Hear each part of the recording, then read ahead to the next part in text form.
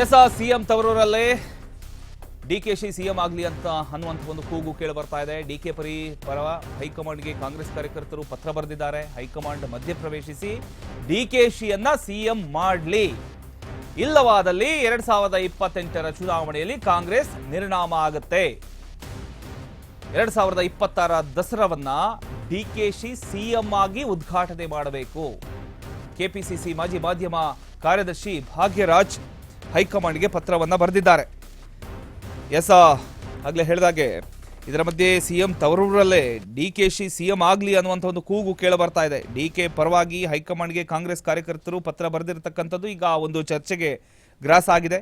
High command ಮಧ್ಯಪ್ರವೇಶಿಸಿ ಡಿಕೆಶಿಯನ್ನ CM ಮಾಡಬೇಕು, ಇಲ್ವಾದ್ರೆ 2028ರ ಚುನಾವಣೆಯಲ್ಲಿ ಕಾಂಗ್ರೆಸ್ ನಿರ್ನಾಮವಾಗಬಹುದು ಅನ್ನುವಂಥ ಎಚ್ಚರಿಕೆಯನ್ನು ಕೂಡ ಪತ್ರದಲ್ಲಿ ನೀಡಲಾಗಿದೆ ಅನ್ನೋದು ಗೊತ್ತಾಗ್ತಾ ಇದೆ. ಇನ್ನು 2026ರ ದಸರಾ ಏನಿದೆ, ಆ ದಸರಾವನ್ನ ಡಿಕೆಶಿ ಸಿಎಂ ಆಗಿ ಉದ್ಘಾಟನೆ ಮಾಡಬೇಕು ಅನ್ನುವಂಥ ಆಗ್ರಹ ಕೂಡ ವ್ಯಕ್ತ ಆಗಿದೆ. ಈ ಸಂಬಂಧ ಕೆಪಿಸಿಸಿ ಮಾಜಿ ಮಾಧ್ಯಮ ಕಾರ್ಯದರ್ಶಿ ಭಾಗ್ಯರಾಜ್ ಬರೆದಿರತಕ್ಕಂಥ ಪತ್ರ ರಾಜಕೀಯ ವಲಯದಲ್ಲಿ ಈಗ ಸಂಚಲನವನ್ನೇ ಸೃಷ್ಟಿ ಮಾಡಿಬಿಟ್ಟಿದೆ.